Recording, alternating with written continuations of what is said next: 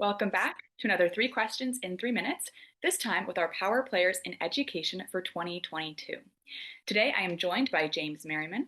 James is the CEO of the New York City Charter School Center and also a nationally recognized expert on charter school policy, as well as a prolific writer and guest lecturer who advocates for education policies that promote high quality and equitable public charter schools. James was also recognized last year on the inaugural Power Players in Education list, and we are thrilled to have him back. So, James, thank you so much. Thanks for having me. Always good to be here.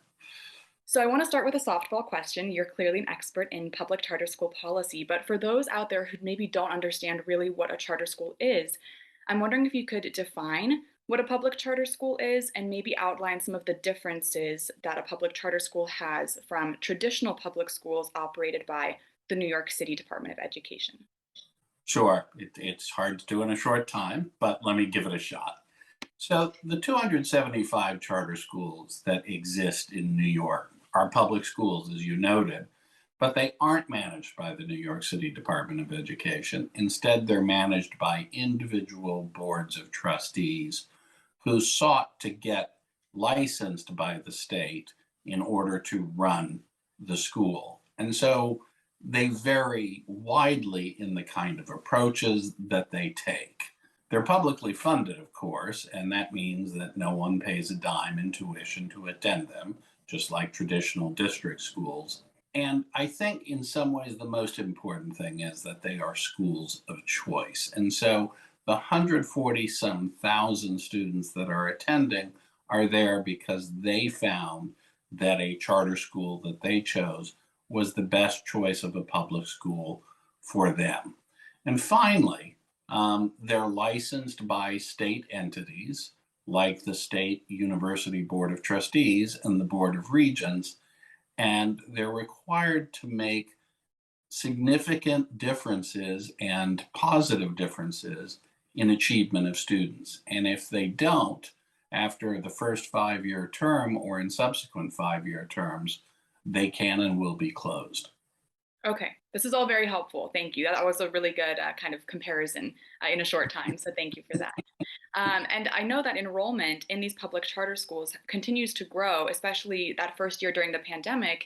It went up quite a bit as well. And you touched on it a little bit, but I want to dig a little bit deeper into some of the benefits that public charter schools offer in comparison to those traditional schools. Why do you think enrollment continues to grow? And maybe if you could outline some of those additional benefits. Look, I don't want to say anything that casts, that denigrates the amazing work that people are doing in New York City's traditional public schools. But the fact is, as more schools open and expand, more and more people are finding that a charter school is simply the right choice for them. If anything can be said about them all, as I said, they are focused on improving educational outcomes, especially for low income students. And in order for that to happen, I can tell you that these schools know and do have safe, orderly, focused environments. And I think ultimately that is the reason we've seen the growth we've seen over the 23 some years that charter schools have existed in New York City. You've mentioned a couple of times now, you've referenced this number, this cap on how many charter school licenses are issued or charters are issued. Are there any policies in regards to the actual issuance of charters that you guys are looking at? Sure. Unfortunately, there is a cap in state law, and it means that while charters can be opened upstate, no one, no matter how qualified they are and how great an education they would provide, no one can start a new charter school in New York City. And so we have to change the state law. And it's unfortunate that right now it doesn't seem that we have the support to do that in the state Senate and the Assembly. Obviously, parents are convinced that we should have charter schools. And what we say to lawmakers is let people open them. And if parents want to choose into them, they will. And if they don't, they'll never get off the ground.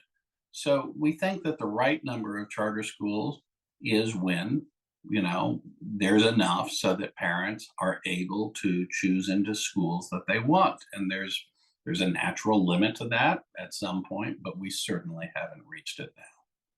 I think one of the things that we learned over the course of the pandemic is just how important individualized instruction is. And it sounds like charter schools could be a really great way to offer that to students. So, James, thank you so much for joining me and for being a power player in education. Thank you. Appreciate it.